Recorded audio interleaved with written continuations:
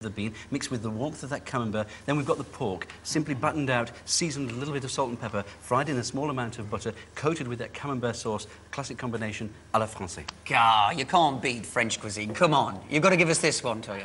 I think it looks fantastic, but Sam's just looks better. But, dear guests, please tuck in and try it. See what you think. Around to you. There you go. Just Alan's here. So if you go first... You should get that camembert and a little hint of Normandy cider running through it. I'm sure they'll get that, Alan, when they Sure they will. When they taste it. I'm sure it's going to blow their socks off, Alan. It won't blow their socks off. Helen, what do you think?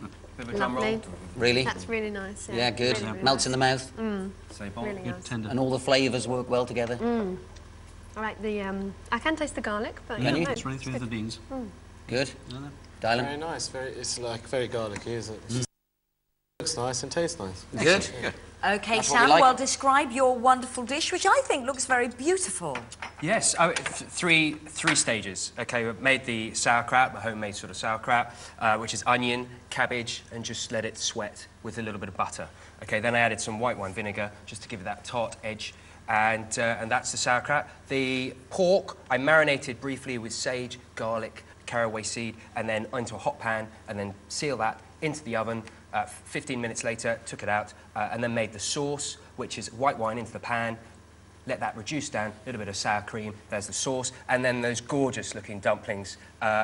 Breadcrumbs into a bowl, mixed with cheese and flour, mix that together, then egg and milk into that bowl, mix that together, caraway seed, white pepper, and then just mould that together, roll it out, cut it into tiny little dumpling shapes, into a pan of simmering water, out it comes, and then into a little pan of butter and sage and... Sam, shut up, all right? We know what you know did. the You worked stages. so hard.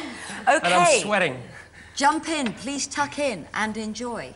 He sounded like a man who didn't believe what he was saying. I thought he was going to tell us where he bought the ingredients next. Well, I went to my local Ebert market, yeah. Bit of caraway. Helen, be brave. Try it all. Oh, I yeah, think a get the little bit of dumplings everything. Don't go swearing this afternoon. OK. We need a... Go for it. I don't think she wants to eat this. We need a nice solid beer to go with this, I think. Yeah. OK, tuck in, darling. And please enjoy it, because you're sitting in an ejector seat, and if you don't like it... I'm sure you will. You got to be honest, guys. Helen? that was really nice as well. Yeah, I really like the sauce and the dumplings on that one. I think the sauce is very nice, and if anything, the other meal looked better, but this one tastes just as good. So. Brilliant. So, if it tastes just as good, if you had to choose which one would it be? I would have to go for the German one. I think I would as well, actually. Oh, yes! Oh, yes! I love my guests. I have to say, that's a crushing defeat, Al. First time in a long time. You're doing French cuisine, and you lost to German cuisine. Exactly. Well, Bit of soured cabbage. We've It's a turnout for the books. we've got some wines to try, so let's see how those fare.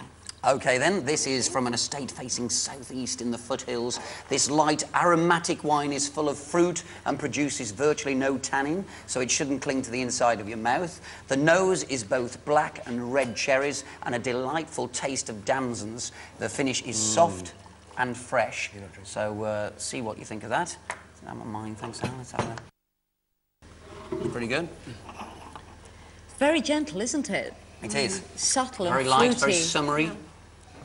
I quite like that. I don't like when it's too heavy. Quite unusual for a red. Yeah. I mean, you can almost have that. I mean, obviously, with pork here, would you, maybe with No, white meats and It's fish even. quite high in acidity. There's quite a... It smells like Quite high young. alcohol. Yeah, very young.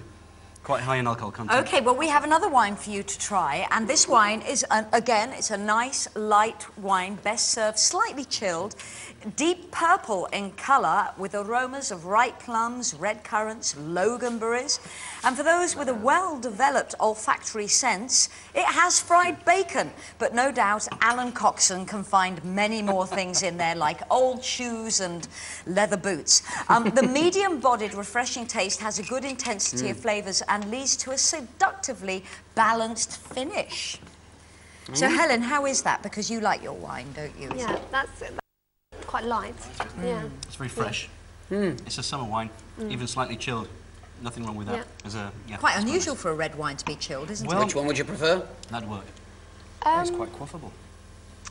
I think actually I prefer the first one. Prefer the first one, Diana? I think they're very similar. Not much between them, really. So. They are quite similar. Well, we'll go with the first one then. And the first one was France. There you go. There it is.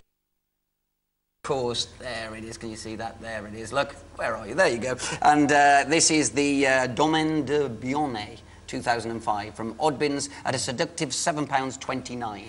Well, the German wine, which wasn't too bad at all, actually, I think it was a very close call.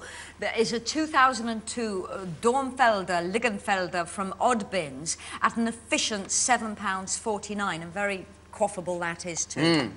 Would have been a bit disappointing if the French hadn't won the wine, wouldn't it? Well, it's happened before. Yeah, we lost the food, Alan. Yeah, I know. Not rubbing it in. Okay, then should we do some killer facts here, shall we? Let's just have a look at this. This is the final decisions now. This is why you should do it. France is the largest country in Western Europe and attracts more tourists than anywhere else in the world. Germany is home of the world's first bread museum. Oh, I'm going. Let's book our flights now. France is home to the Cannes Film Festival, one of the biggest in the world. That's nothing. Berlin accommodated 6 million overnight stays during 2006. Who was counting? That's what I want to know. France has 35,000 boulangeries, or bakeries, to you and me. More importantly, Germany has around 1,250 breweries producing more than 5,000 beer brands. France is home to the largest mountain in Europe, Mont Blanc. And we could guess this one. Germany is the largest producer of potatoes in the EU. Really? And one final one, France. The French eat more cheese per person than any other country. Oh, but we all know that one. Yes. There are 150 different varieties of sausage in Germany. Well, we all know that in the 15th, 16th century, women were married off for their cheese-making skills, but very few people know that there are 24 different mammals where you can make cheese from their milk. How do you find these facts? Do you just kind of don't have any life? No. You sit up on the No, internet? but can you name them, Alan? Can you name them? Yes, I can. Forget it. You're okay. Good stuff. Guys, what do you think? It's roundup time. Let's start with a reminder of your areas of concern. First, we've got borrowing costs. Now, in France, depending on type of mortgage, interest rates currently vary between 3.5% and 4.65%. OK, borrowing costs in Germany, the typical mortgage rate is 5.2% for 70% mortgages over 30 years. You asked about strength of economy. The French gross domestic product has grown at 1 to 2% over the past 4 years. And that's better in Germany. The GDP has grown by 2.5% in 2006 after a period of stagnation. And infrastructure, France has an extensive rail and road network as well as over 100 airports. That's good. Got 50 square metres of barn there, which is obviously good for development. You like that? OK, well, the property you chose in Germany was the Characterful First property, and I think this looks a major find. It's a one-bed apartment in Berlin for £35,000. It comes fully furnished. It has 30... Investment-wise, the German property would actually be better. OK. I blame you, Al. We were all right until you cooked that food. 35 grand for that. So let's recap on the food and the wine then. The wine, you went for the French wine, thank goodness for that.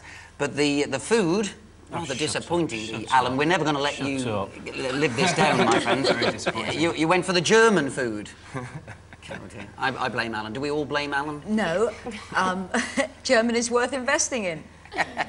So, and the property went for the German property.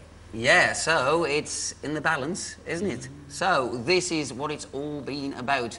Is it Germany or France? Yes. Guys, write your decision on the cards in front of you. This is going to be close, I think. I thought France was going to walk this, but at the moment, I'm not sure. Don't let the other one see. Don't let the other one see.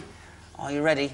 What's it going to be? Toya, what are you confident? I don't know. I really don't know, but I just think that you get more for your money in Germany at the moment. Solid, reliable Germany. So, reveal your cards.